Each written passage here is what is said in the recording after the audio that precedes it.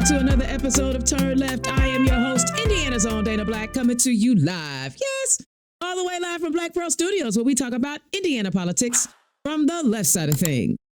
Man, okay, I'm back. I had to go to San Francisco last week for work.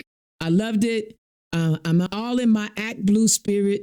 I'm loving life right now because we are, look, this is not an Act Blue commercial, and I understand that. But y'all know how much I love helping the down ballot candidates and the folks that really aren't exactly sure on how to run a campaign. Yo, the things that we're doing over at Act Blue, we just acquired Hey Victor, which allows you to get you a website up and going right away. We acquired Impactive that allows you to do phone banking and text messaging and getting your volunteers to do all the things you need and a place to store your data. And I mean, look, these are all the things that candidates need to run a successful campaign. And you got like direct access to Homegirl, Indiana's own Dana Black. I know about all of these things. So if you want some help, you should holler at your girl, because I know what's happening. We are doing a one-stop shop campaign in a box, baby. Oh, I love it. I love it. But I'm back. And this week, so the first month of the year, while the filings were going on, I interviewed with some other social media folk and some content creators so you can get your juices ready for the year. Now, Friday is your deadline. So tomorrow at noon is your deadline to run for office. So if you ain't made up your mind right now, make up your mind and hurry up and go down to your clerk's office and run for office. But there's some good news out there, right? 88 of the 100 House seats have somebody running in them here in Indiana. Oh my God, that is dope. But even better, all 25 Senate seats that are up have a Democrat running in them. Ooh, it just makes my joys inside just tingle. Just knowing that we will be competitive in every race in Indiana. Congratulations to all the organizations and county party leaders who were out recruiting candidates and encouraging people to run. It takes a lot, but you did it. And I'm proud of all of you. I'm excited for all of you. Oh my goodness. I'm just so happy to hear that the work that you guys have invested in your communities is starting to pay off by having candidates on the ballot. Now that you got them on the ballot, tell them holler at your girl. Help them run for office with the amazing tools that we have over at ACT. All right. I got to rant because I haven't been ranting in a while because I've had such great content creators on the show. I wanted to make sure that we ran it together. You know what I mean? I wanted to make sure that we were ranting as homies together. So first up, the Indiana Capitol Chronicle reports, and this is actually some good news coming out of the State House. Legislation promoting charity care and payment plans for Hoosier healthcare patients, plus protecting their paychecks and homes from debt collectors, advanced in Indiana's Senate on Thursday in a 33-15 vote that splintered the chamber's Republican caucus. It next heads to the House for consideration. It would require hospitals to offer payment plans to patients earning less than 400% of the federal poverty level, which is about $64,000 for a single person household, or whose bill amount is more than 10% of their most monthly income. Payment plans would have to extend for at least 24 months, and any one monthly payment couldn't exceed 10% of the patient's gross monthly household income. Interest rates would be capped to 3% annually. If insurance coverage is denied, payments would pause until patients appeal the decision for up to 120 days or until the process is exhausted. Facilities would have to develop written notices about any charity care program they operate with instructions on how to apply. They'd post the notices in emergency room waiting areas and provide them to patients during intake and discharge, and include a statement that financial assistance is available on billing statements with a phone number and website link. Hospitals grossing at least $20 million annually would face additional steps. they'd have 14 days to respond to patients who've asked if they are eligible for charity care programming or payment plans. If patients qualify, the written notice must offer to register them and provide enrollment instruction. Other provisions would set limits on debt collection. Y'all, I'm reading all of this because it's so important. Collectors would not garnish the wages of patients making 200% or the federal poverty line, an income of about $32,000 annually for one person. And for higher earners, could only take up to 10% of their weekly disposable income above the 200% threshold. Under current law, courts may garnish up to 25% of a patient's wages to repay the medical debt. Senate Bill 85 also blocks liens or forced sales of patients' home over medical debt, but doesn't, according to Charbonneau, the bill's author, prevent debt collectors from filing lawsuits against the patient. The state's attorney general would be able to enforce the garnishment and home provisions and would have to establish a complaint process for Hoosier patients to file against medical creditors and debt collectors. So y'all, every now and then, Republicans get that mess right. Can you believe it? They actually pass legislation that's actually going to help Hoosiers? Oh my God, oh my God. Even a broke clock is right twice a day. I'm telling y'all, how many times have we talked about affordability? How many times have we talked about going in? Medical debt should not make you homeless. You shouldn't lose your home because you get sick. There were still some 15 behind holes that decided that, humans didn't deserve some dignity after they had been sick. But congratulations on the Senate, because all 10 Democrats, the mighty 10, right, voted for this bill. This bill offers relief from people so that they don't have to worry about losing their homes, because we see that they want to criminalize homeless now, right? They want to fine you $500 if you're homeless. So at least this bill, right, Senate Bill 85, which is going over to the House, it's in the House now, would not allow you to lose your home. This is a good thing, y'all. This is a really, really good thing. All right. I want to, since we've already kind of reached the halfway point, I want to run through a few bills that did not make it, because I think it's kind of important for you to understand what's not coming over, because there may be a bill that you wanted to come over that's not coming over. No, I'm not going to read them all. But what you should know is just 112 of the Senate's 253 non-vehicle bills remain eligible to move forward, meaning 141 had stalled. Similarly, in the House, 112 of the 427 non-vehicle bills were still in play, leaving 314 measures on the chopping block. Among the most closely watched proposals to fall short was House Bill 1119, which would have added the firing squad as an execution measure. Can I just say, yay? Can we talk about why we don't need a firing squad? First of all, I am vehemently opposed to the death penalty. And I'm going to tell you why. I am opposed to the death penalty because our legal system has gotten guilty convictions wrong, dead wrong, wrongity, wrong. And unfortunately, disproportionately, Black and brown people are the ones that get wronged. So now that's why I don't like the death penalty, because we put one person to death that was wrongfully convicted. That's one too many. I'm not talking about ICE. We already know ICE is already messed up. They killing people. I guess that's okay. But listen, I like that bill died because we did not need a death squad.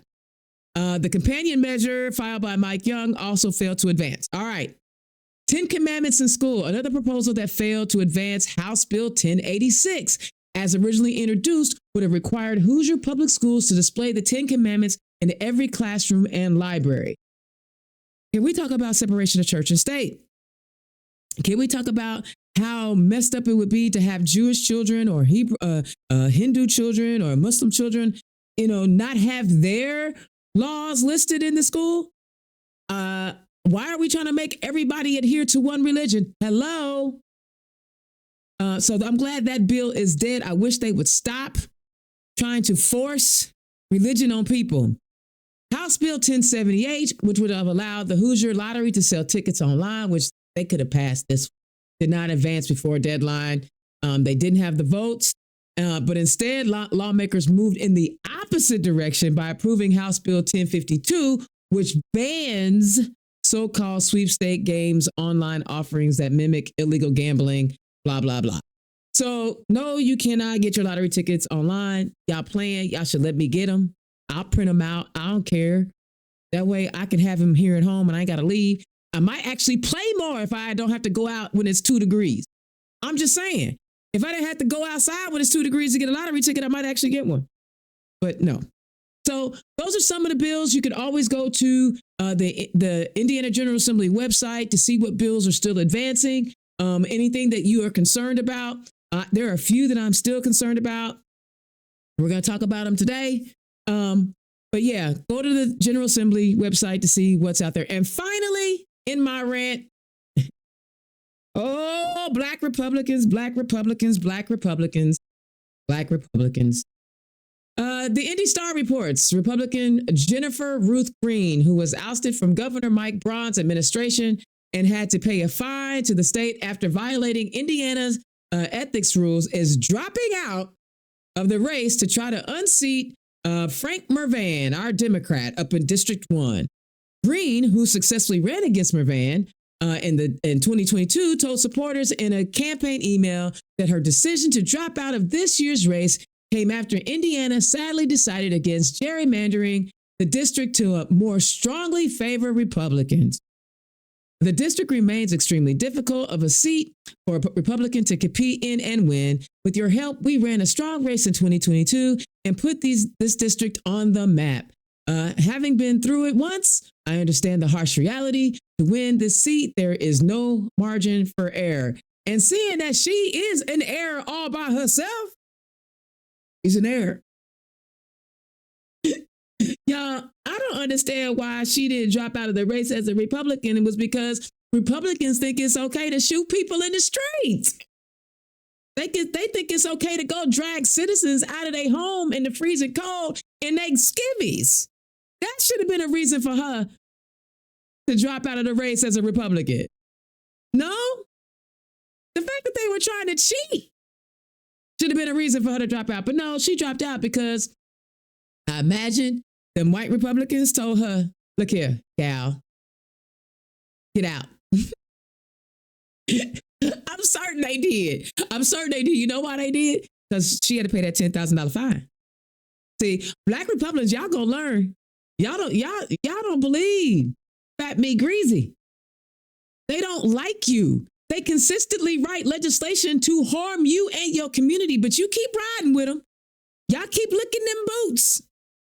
And everybody has the right to do what they want, the way they want, how they want. I'm not saying they don't. But it doesn't make sense to rock with people who are writing policies that literally harm the community that you live in. I'm throwing shade, for real. This is the most shade I'm going to throw. But for real, y'all, sit down, girl. Find you some business. All right, that's my rant. Listen, I'm going to run these ads. And then on the flip side, I got my guest tonight. I'm excited. Yes, we back. We talking to candidates.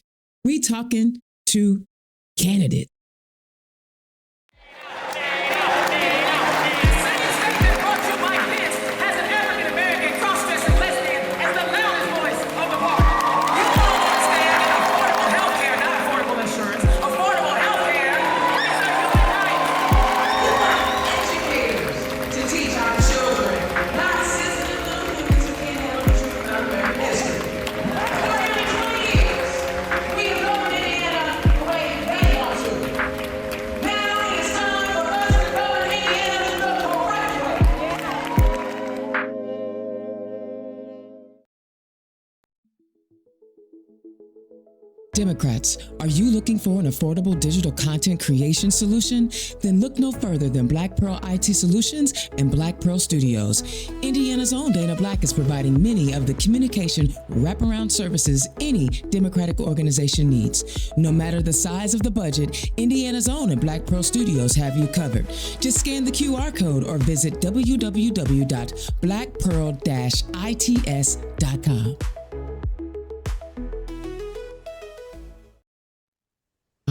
All right. Yo, we back with candidates now. No more my homies, me kicking with my homies. Now it's time because the filing deadline is tomorrow. And you need to know exactly who is on your ballot, right? So the first set of candidates that we have on Turn Left in this here 2026 midterm election cycle. Yeah, I'm excited. All right, first up, we got a newcomer coming out of Hamilton County, a fresh face with a lot of energy. Y'all give it up for Coumba Kebe, running in House District 29. Welcome to the show. Thank you for having me. Hey, and you know what? I love it, but more importantly, I love folks who run for office. They may not be successful the first time, but they come back and they try it again. Y'all give it up for my homegirl running in House District 97, doing it again, Sarah Shydale. Sarah, welcome to the show. It's great to be back, Dana. All right, guys. It's an exciting time for y'all. The filing deadline is over tomorrow. You know whether or not who you're running against. You know who's in the other side. Are you excited about it? I am. I'm excited. I'm excited to get going and actually feel like a candidate and kick off and start getting out into the community. So yeah, I'm ready. You ready, Sarah? Oh, absolutely. I'm here to win this time. I know that's right. You better claim it. All right, guys, was there anything in my rant that y'all wanted to talk about? Because I had quite a bit of. You had a lot. I see your face. I will say the medical debt relief was a really great bipartisan bill that I was really glad to see come through, and something that we could all agree on was a necessity. So yeah. There. Yeah, the medical relief bill that's amazing. It shouldn't even be up for debate, honestly. Right. And really, it's this whole slate this season has been crazy. Honestly, there's no one bill that I can even comment on. Oh, we're gonna get to some. If you have some bills you want to talk about, we could talk. You know, they only gonna let me talk and listen to me for so long, so I got to get it in where I can get in. All right, let's find out who you are. Tell the people who you are, where you come from. Okay, well, I'm Coumba. I'm a first-generation American running for state. I'm a small business owner too, as well as a public health professional running for State House in District 29, which mainly covers Noblesville and a little bit of Fishers. In the last couple of years, I guess you could say, I've seen a lot of bad policy decisions come out of the State House directly impacting the Medicaid space and Medicaid recipients, especially our most vulnerable, such as our seniors and our disabled population. And I work in home care, so we've been seeing the direct impact to that population. And it's clear that years of not centering people and not using evidence-based data to help us make policy decisions is leading us straight into a healthcare crisis. And so back in September, I decided that I have two options. If our state leaders aren't going to listen, I can either continue to scream into the abyss and the empty void on the sidelines, or I can just buckle up and enter the system and try to change it from within. And so that's what I'm doing. And at the end of the day, what matters is that I'm raising awareness to the problems that we're facing, especially for our senior care population, and trying to change it for the better and positively impact my community, regardless of the outcome. So yeah, and after having a couple conversations and people seeing it within, like people saying that they see it in me, that's all I kind of needed, and that motivation to run for office. I love that, and I appreciate you looking out for us old people. Dana, you are not old. Listen, y'all just don't know. I am like a full on Gen Xer, like a full on. Like You're not 19, you're not 19 what I'm saying. I got my AARP card. Like Oh, I be getting, listen, I be taking advantage of them senior discounts. Like hey, I just make old look good. It ain't my fault. that's It ain't my right. fault. Yeah, you do look great. I didn't know you had an AARP card. Come on, I got it. So listen, did you have any desires as a young person as you're going to school, you're getting yourself educated to be a public servant, to go into government, to go into politics? No.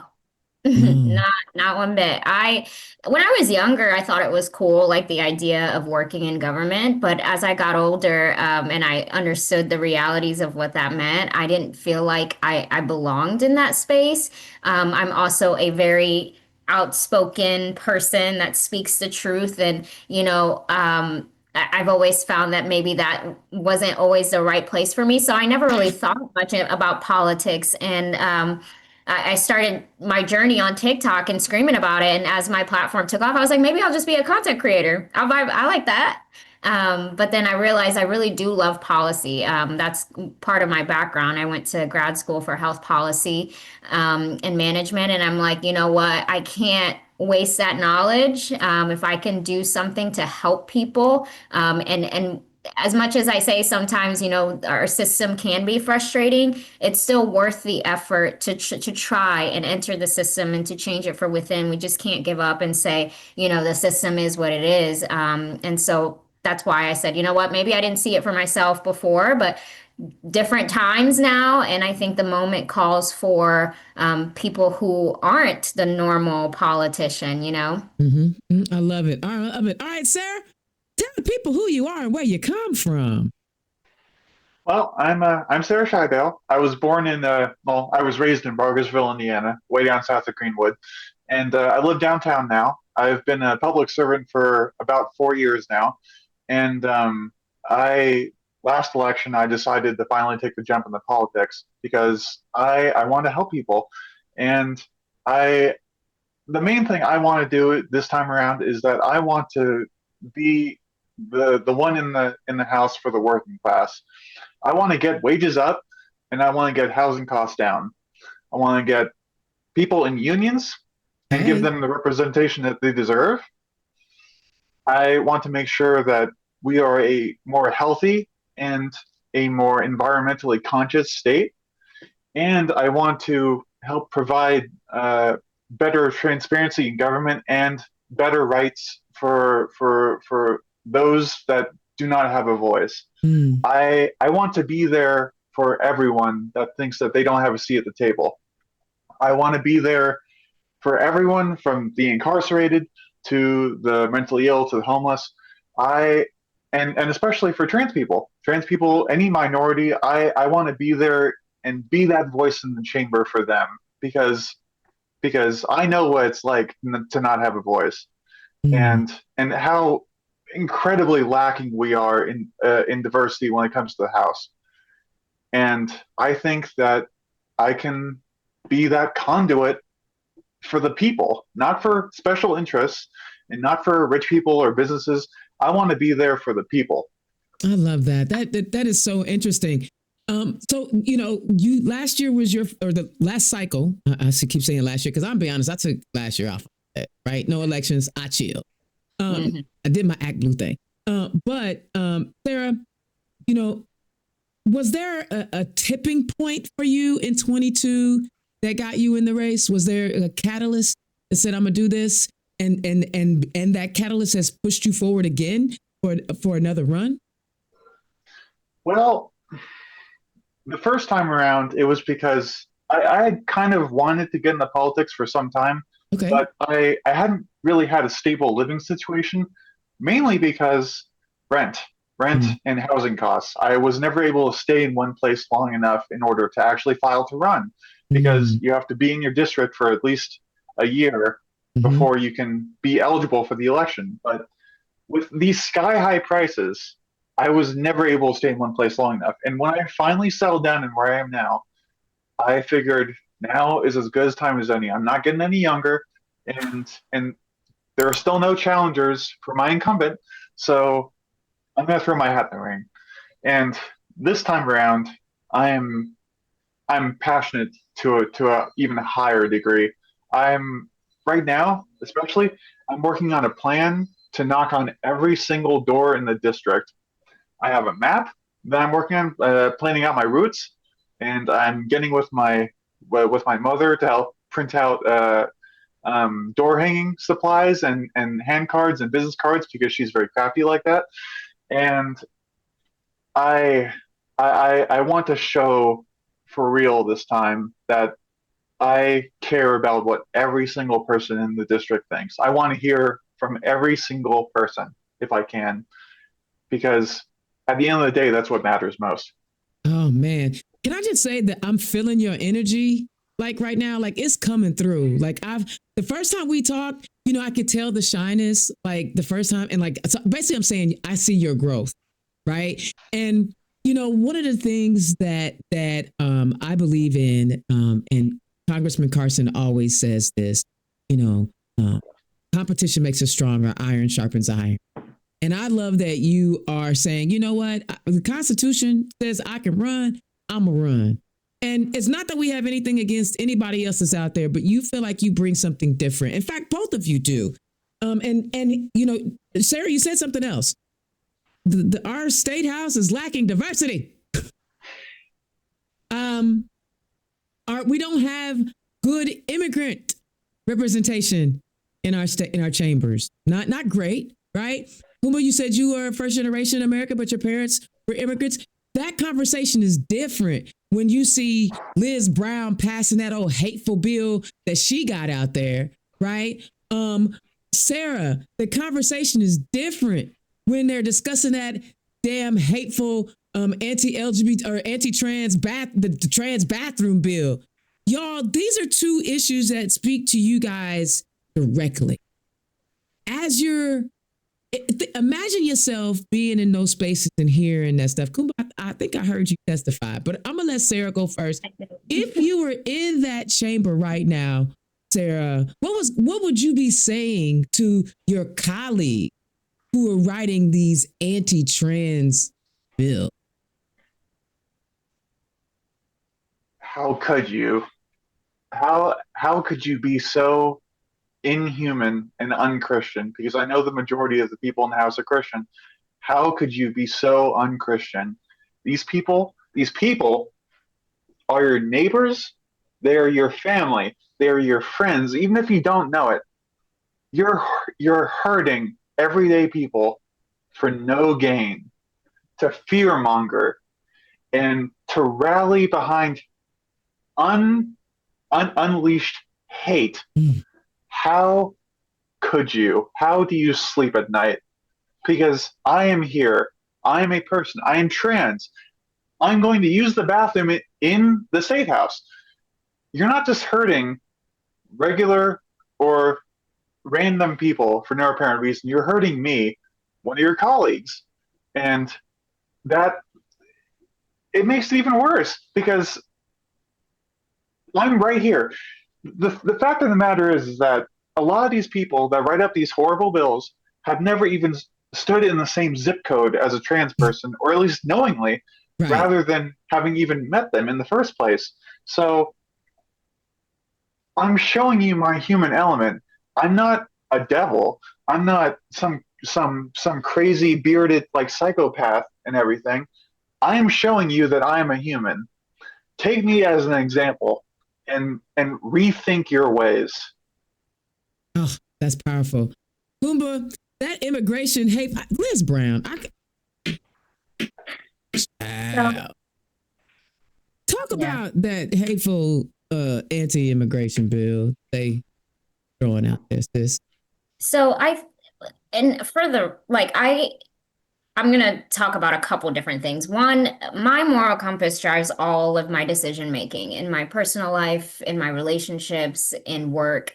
And with power, like being in positions like being in an office, comes responsibility. And when a bill or a policy you introduce gives someone the confidence to stand in front of an audience on record and say, I like this bill because I don't like mixing of populations. I like this bill because I believe we should deport all undocumented immigrants, regardless of criminal history. When someone has the confidence to say that because of your bill, it should give us all pause. Mm. And to experience that, watching people of color in that room on that committee hear silence from their fellow representatives just made me really, really sad because 60 years post civil rights movement, and this is what we're talking about. And so, what Senate Bill 76 does that concerns me is it takes away local power and authority to decide how they want to enforce, you know,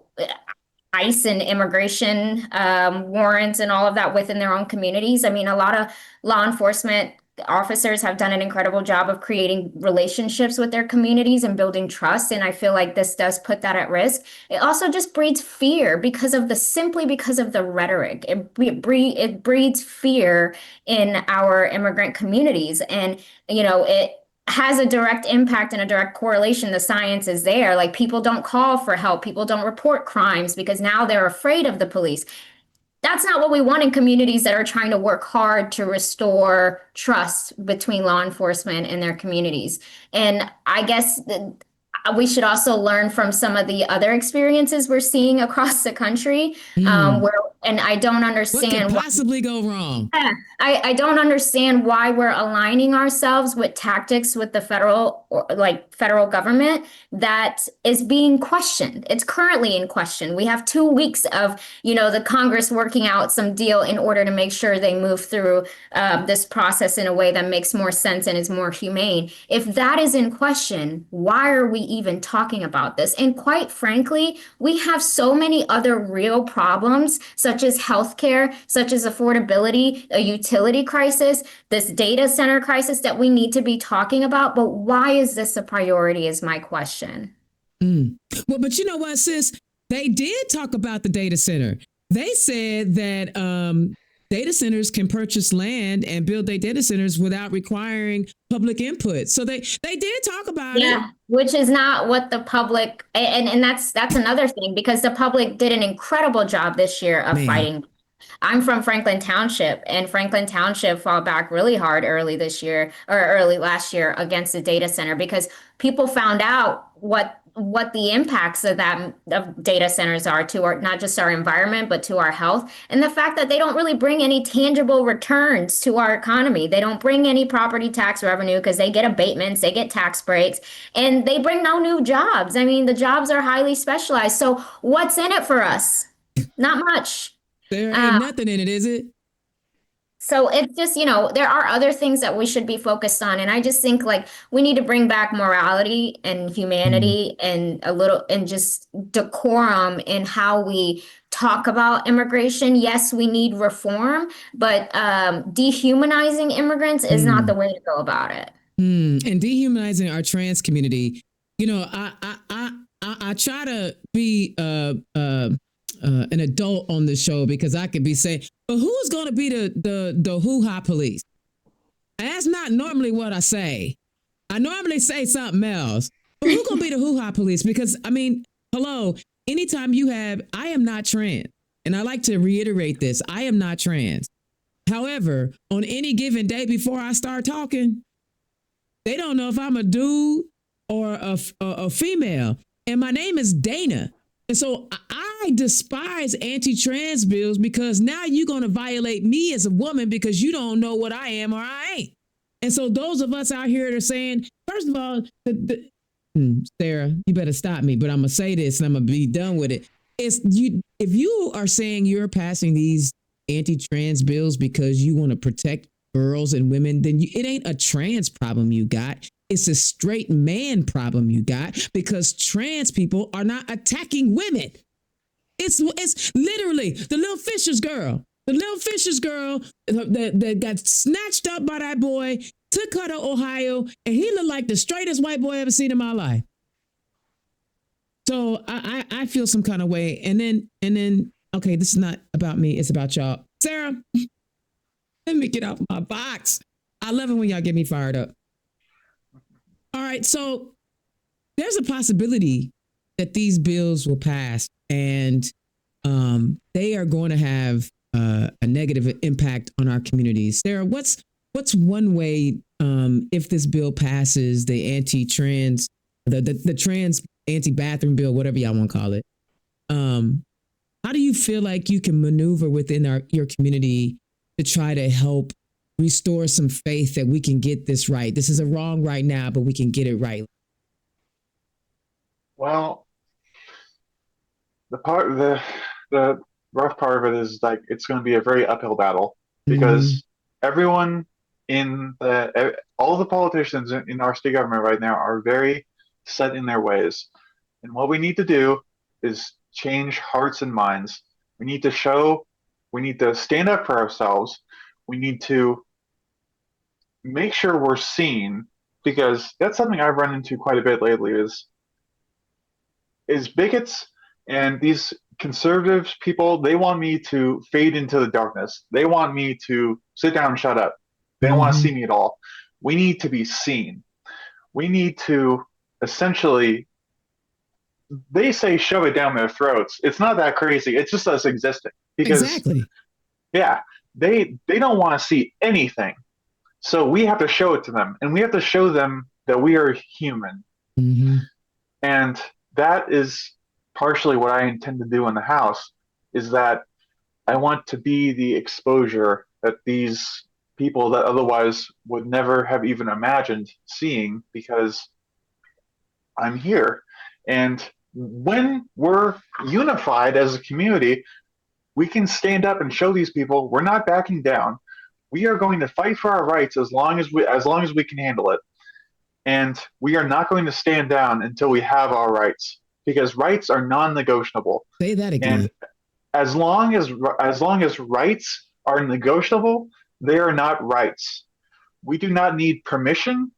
We need assurances, permanent assurances that are written down in the law that we may thrive. I love that answer. That is so dope. And I'm gonna encourage you, because I remember when I ran, over 10 years ago, there weren't that many masculine of center lesbians with dreadlocks that were out here running for office. And I'm going to encourage you to stay true to self, because in the end, when I showed up as Indiana's own Dana Black, as my true self, it worked out. Like, people started to see those that weren't necessarily sure. They would talk to me. I'm telling you, your presence, it matters, and I am living proof of that. Think about where we were in 2016. It was just 2014 they was passing RFRA, right? The anti-LGBTQ plus. So here we are. So keep showing up. Something else that Sarah said that I want to talk about, and it is critical. She said that it was hard for her to get engaged in politics because she had to move around, and that she couldn't stay settled in one place long enough to establish residency. That is a consequence, as we know, of this affordability crisis. You two are young people. Coumba, I know you're hearing it from your peers. What are they saying to you about this affordability crisis, and how do you feel like we should be addressing it as legislators? I mean, not only am I hearing it from my peers, but just myself. I'm a small business owner. I own a house. I pay for a car note. I just started my business, so I'm trying to grow it, and I'm campaigning. And then same thing with a lot of my other friends. It's like we could do so much more with our money a few years ago compared to now. It just feels like a little like drowning kind of. And sometimes for those of us that don't have kids, I'm like, I don't know how people who have children are doing it right now. I don't either. And so, what was that? I don't either. Yeah, and so I commend them. Like, I don't know how they're making it work, and I know it's incredibly difficult. So wherever we can get them relief is crucial. And one of the things that I found interesting was, I can't remember the number, but my representative authored a utility bill that does help a little bit with billing and managing payment. However, the Democrats added an amendment to remove the utility tax, which would have helped us like see that affordability immediately. But they voted along party lines and it didn't pass. And so, when Governor Braun spoke so confidently earlier this year about how affordability is going to be the focus, then why aren't we going all the way through with it is my question. And utilities is a main focus. Housing is also one, but there's so much money too that we're like just bottling up and saving and Mm-hmm. celebrating it. And it's like there's a healthcare crisis, which we could probably provide some relief by helping people um, get off the wait list for Medicaid, or the childcare crisis, helping people get childcare so that they can go to work and pay their bills. Maybe affordability isn't just, slashing bills, but it's also giving people the resources and the access that they need in order to get a job. Mm. And so those are the things that we really need to focus on in order to see that downstream impact and making life a little bit easier for those that are struggling financially. Wow, that was comprehensive. Sarah, would you like to address the affordability issue? Especially since it really impacted your ability to be civically engaged the way you wanted to be civically engaged. Oh yeah, absolutely. Well, we we need to get the price of essentials down any way we can, because as it is right now, like Kumba talked about, like trying to save money, right? And it's like, for me at least, I can't save money. I can't, no matter what I do, because groceries are sky high. I have a one bedroom apartment, and my electricity bill is constantly over $200, despite barely using any electricity. Rent is absurd everywhere you look, and all utilities completely unaffordable, absolutely.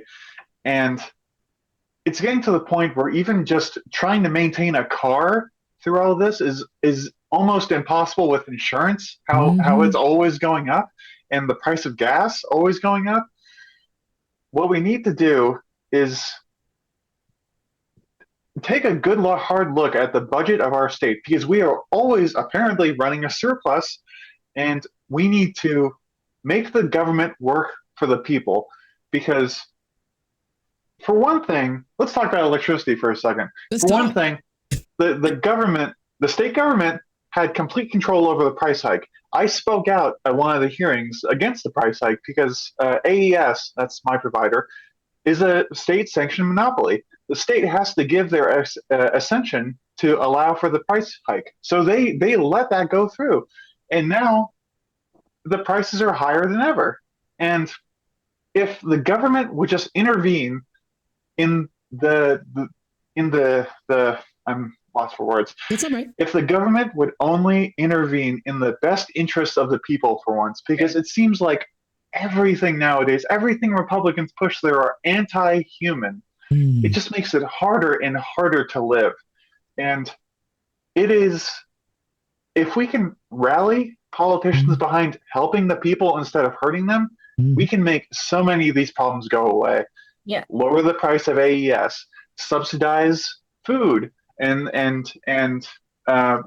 something I'm really trying to um, uh, speak out for is rezoning, so we can get smaller and more cost efficient business, like grocery stores that aren't a giant supermart that you can only have one of in any given area. Mm.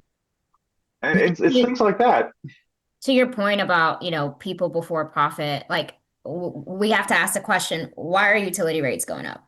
Like, why are we passing down costs to consumers?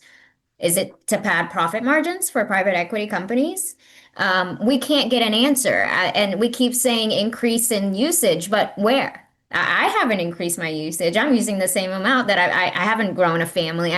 So we have to ask these tough questions. And also, why can companies get a tax break, but when it comes to the people, we can't get a utility tax break?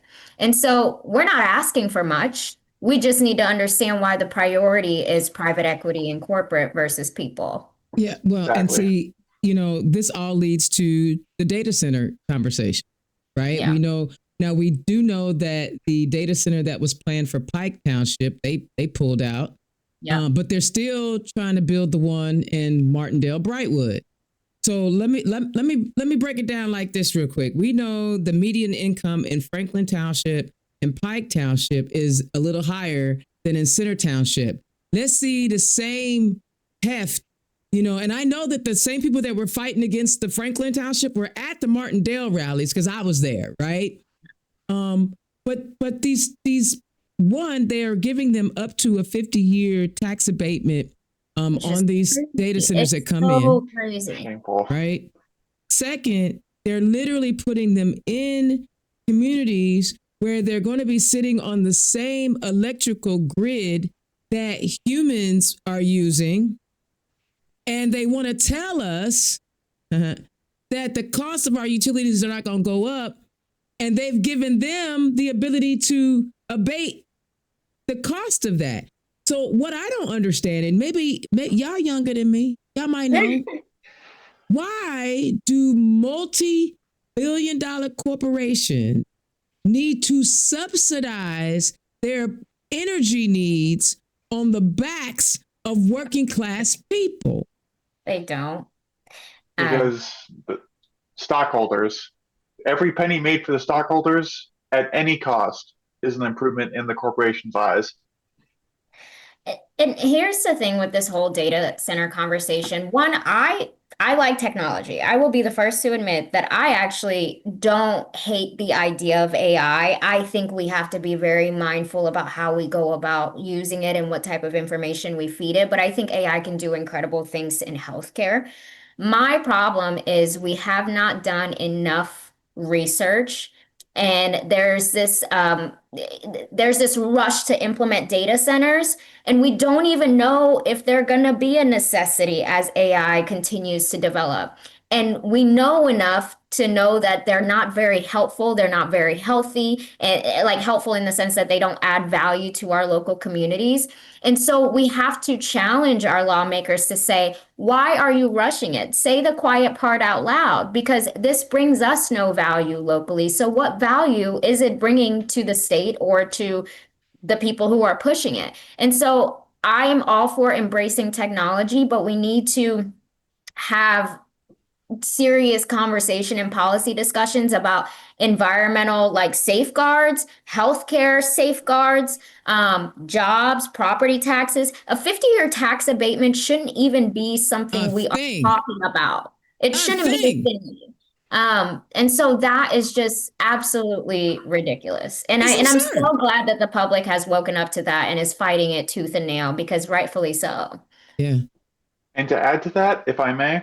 Absolutely. An angle that a lot of people don't even realize is happening with these data centers is that it siphons away so much water. That too. There have been reports I've seen of towns where data centers have been implemented and all of their water has been siphoned away.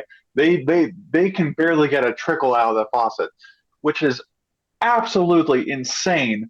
The fact that these data centers, and by the way, they need so much water because they literally waste them. In order to cool these server racks, they throw water against panels and they get evaporative cooling out of it, which means the water just gets thrown away. And the fact that they will prioritize this over the everyday need of people that actually need to use that water to drink and to bathe, it's absurd. And see, I want to dig in because I know that there are a lot of people out there that like they're already data centers. So what people don't know is that, I have an undergraduate in information systems and my MBA has an IT focus. So I understand data center. Okay. Now there's a difference between the data center that IMPD is using to, 911 calls versus an AI data center. And there is a huge technological difference between legacy data centers and AI data centers. Those processors run extremely hot. You are so right, Sarah. Here's the thing that if China, with they technology still in behinds, like they ain't really came up with a whole bunch of technology we have, right? Have looked at alternatives to taking fresh water or drinking water from the system that people need. They actually are building the data centers in the water. Like, so here we go. There's more than one way to do a thing, but y'all don't want to invest the money and trying to do something different or outside of the box, you would rather have people at 25th and Sherman subsidize your energy need.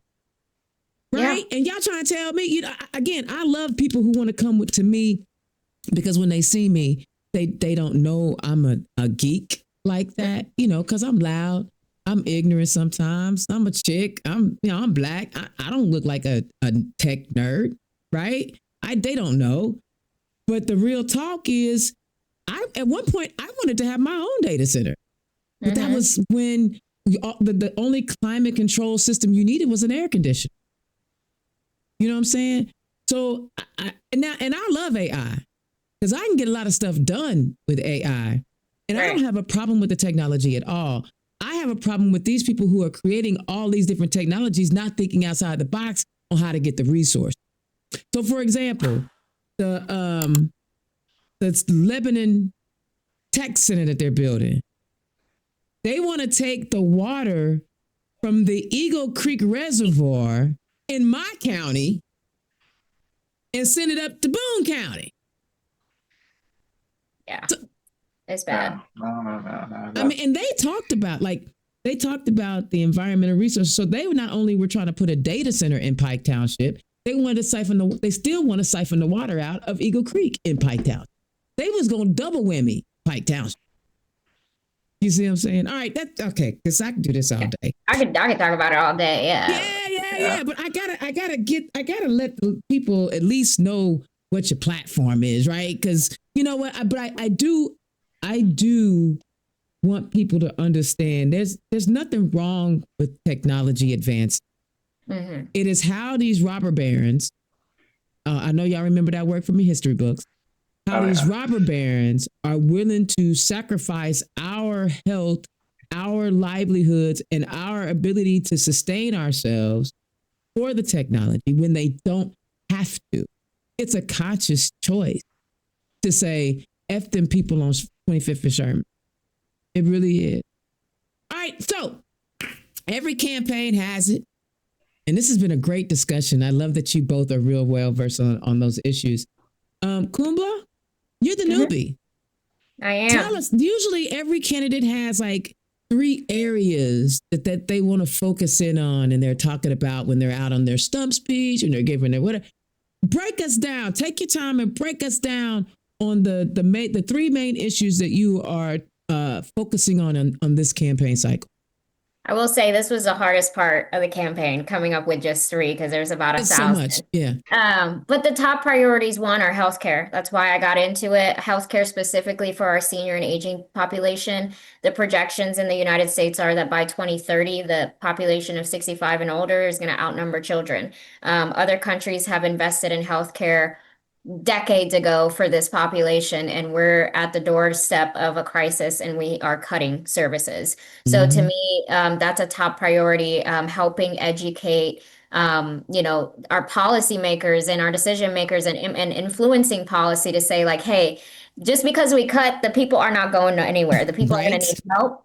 And not only is it the right thing to do to give people the opportunity to age and die at home if that's what they so choose, but it impacts every sector of our economy.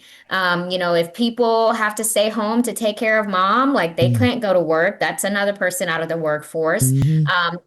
Pushing people into nursing homes costs us more over time, and that's what we're doing right now. And so we just really need to put data and people back at the center of decision making. So healthcare policy is top-notch priority.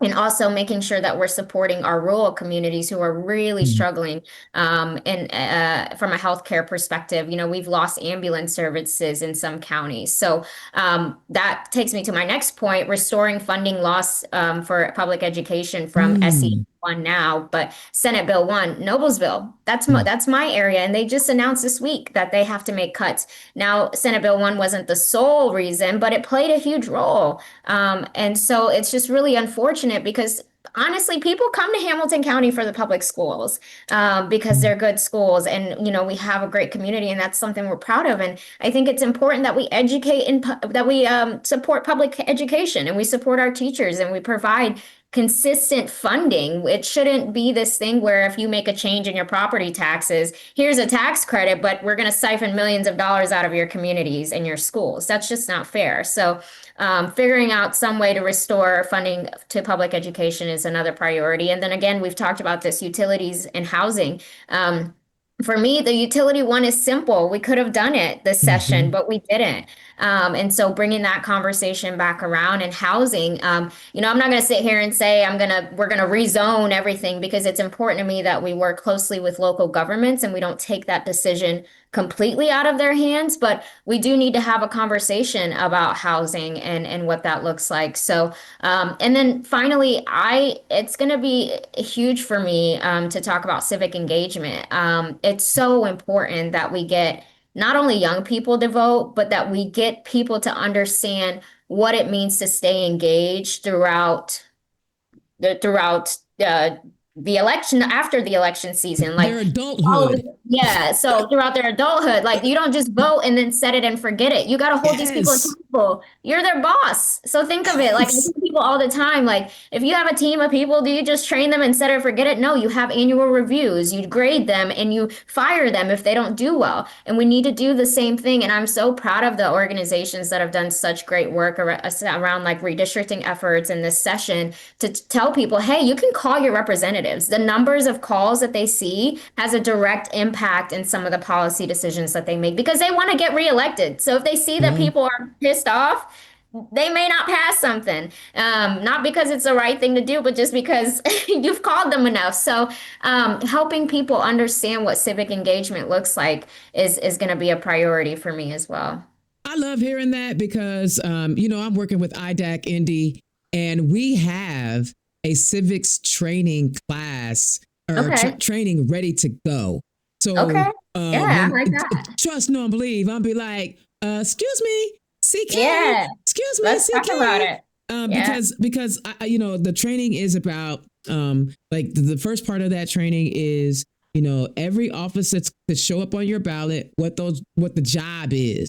So that when you're listening to candidates, you'll know whether or not they're telling you the truth about what they need to be doing. The other part is understanding how the Constitution works and breaking it down. Now, that we're not doing constitutional law. We're just going to help them understand when somebody says what the First, Fifth, 14th Amendments are, what do they do, right? Just understanding those things. So I'll be looking forward to you. All right, Sarah, what are your three? Well, and this was a very hard thing to settle on too, because just like Coumba said, there's a million things that need changing. But my first and my most important, well, aside from trans rights, my most important point of focus this time around is stabilizing the working class, because we, as I said before, we are a more productive and in a much more well-funded state than they would want to lead you to believe. We have money in the surplus. You got a lot of money. And lots of money.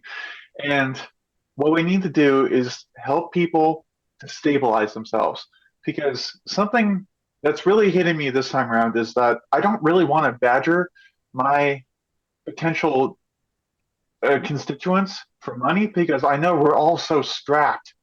Like, I make a very decent salary. It's not great, but I make a decent salary. I can't save a penny because of how expensive everything is. So I don't want to demand money from my possible constituents. So what I want to focus on as my first point is that we need to raise the minimum wage, because other salaries depend on what the minimum wage is. And as soon as the minimum goes up, theoretically, you should get a raise in comparison to keep you in a good market rate as a competition, essentially.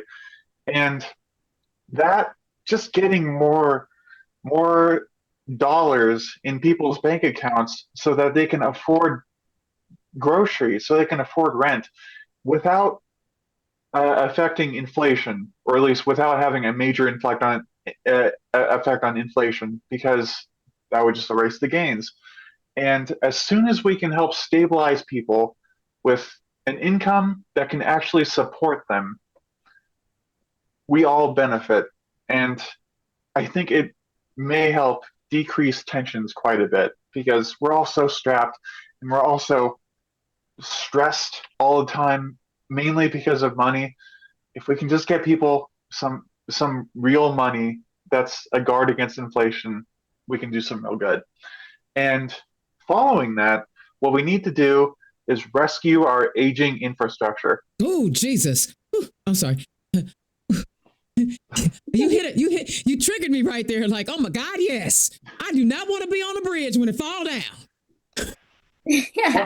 One of the sticking points that I like to point out is that road. I forget what the designation is, but that road when you're coming in from Ohio, it is like falling down a cliff face, and suddenly you're on the surface of the moon.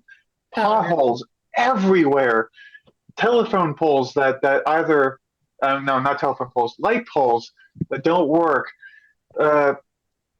bridges that are structurally unsound, power infrastructure that's always coming down at every major storm or every minor storm even.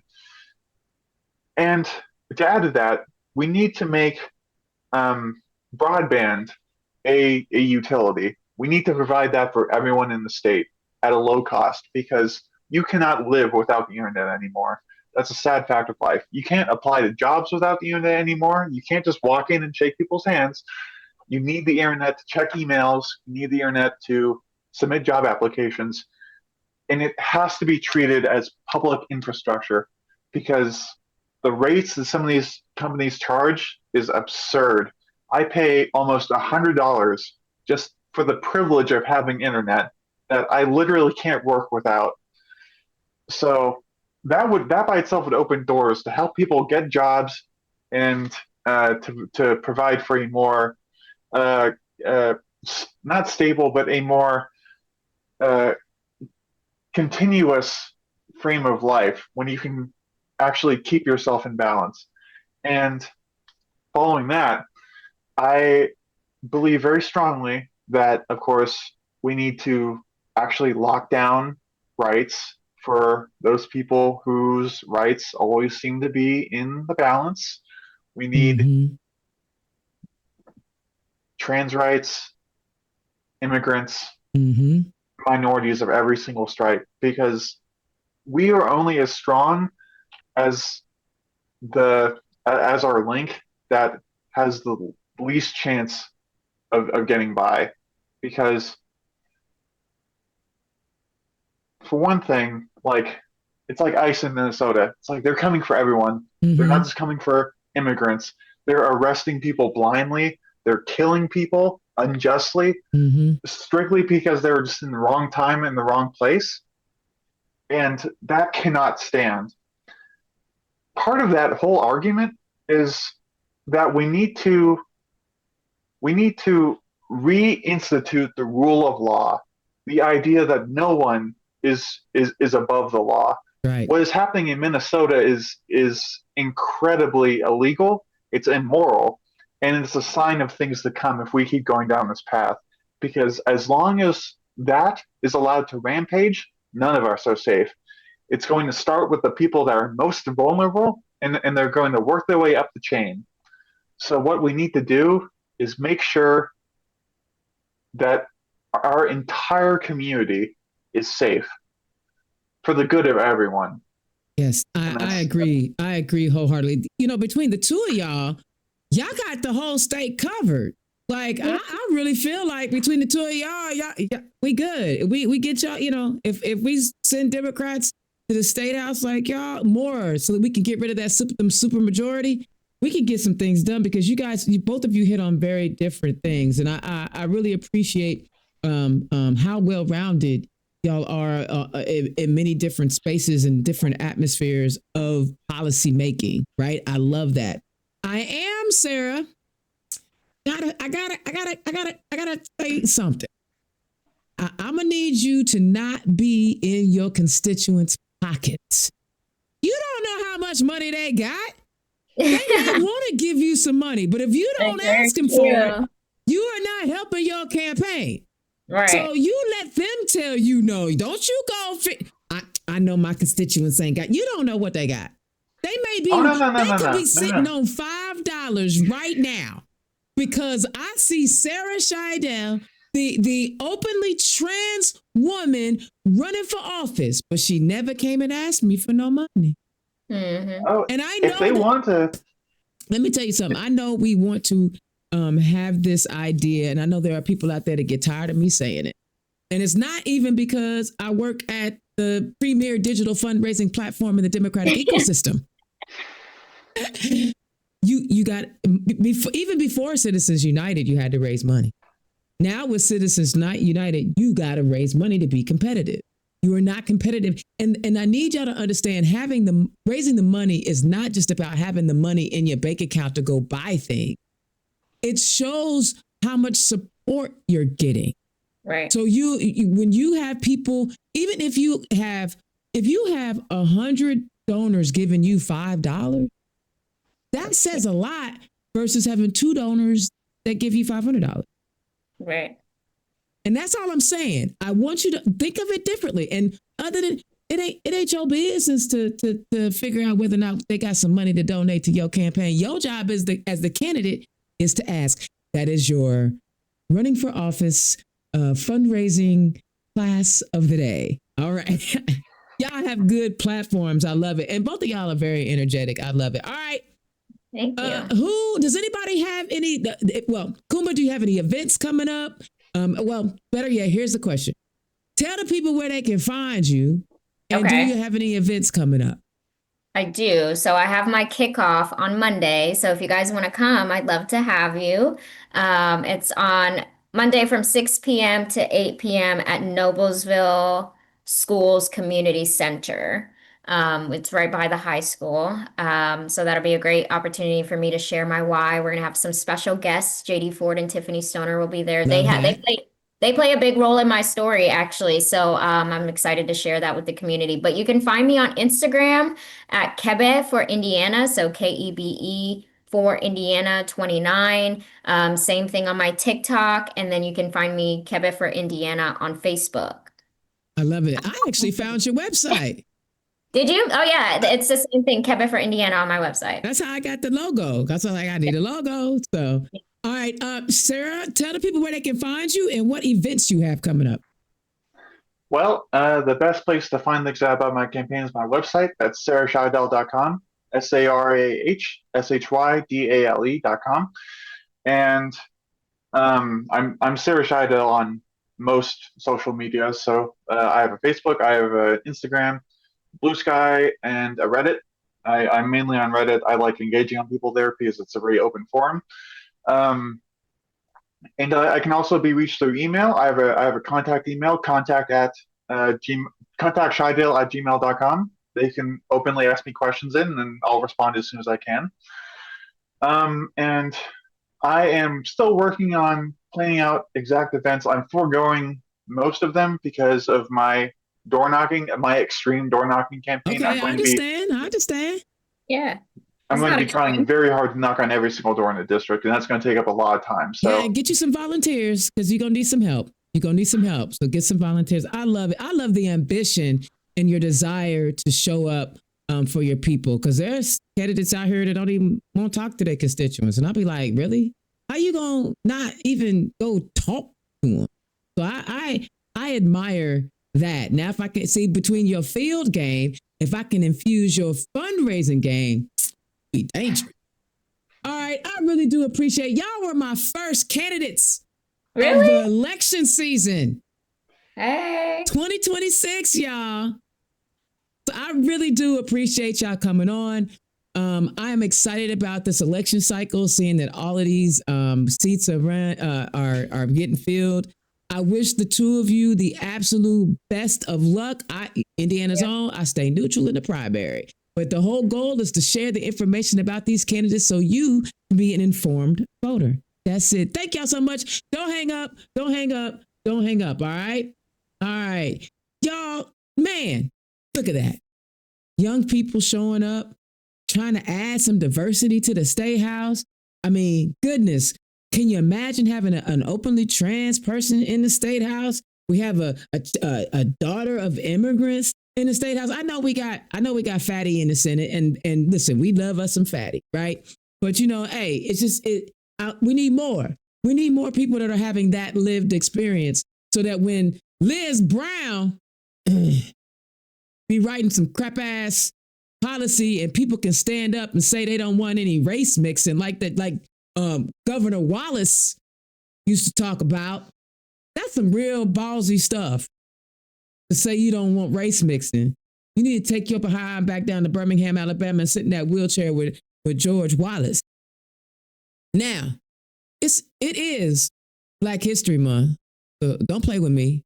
I know that this show is run a little long, and I don't care because that's the joy of having your own studio. You can do what you want the way you want to do it. But I'm not every episode in February that I'm gonna do, I'm gonna highlight someone from Black history, and I'm gonna use the Black Past website, and I think you guys should go and check that Black Past out. I just dropped the link in the chat. And I think it's interesting that in the moment of ICE and ICE killing people and me watching some of my neighbors lose their mind because like, oh my God, it's not America. Oh my God, I can't believe it's happening. How could this happen? This is not America. Allow me to introduce you to Fred Hampton. Fred Hampton, deputy chairman of the Illinois chapter of the Black Panther Party, was born on August 30th, 1948, and raised in the Chicago suburb of Maywood, Illinois. In high school, he excelled in academics and athletics. After Hampton graduated high school, he enrolled in pre-law program at Trenton Junior College in River Grove, Illinois. Hampton also became involved in the civil rights movement, joining his local branch of the National Association of the Advancement of Colored People, the NAACP. His dynamic leadership and organizational skills in the branch enabled him to rise to the position of the Youth Council president. Hampton mobilized a racially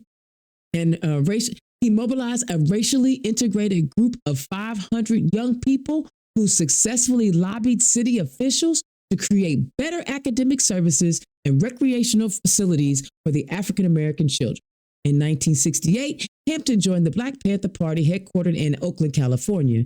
Using his NAACP experience, he soon headed the Chicago chapter. During his brief BPP tenure, Hampton formed a Rainbow Coalition, which included students of a Democratic Society, the Blackstone Rangers, a street gang, and the National Young Lords, a Puerto Rican organization. Hampton was also successful in negotiating a gang truce on local television.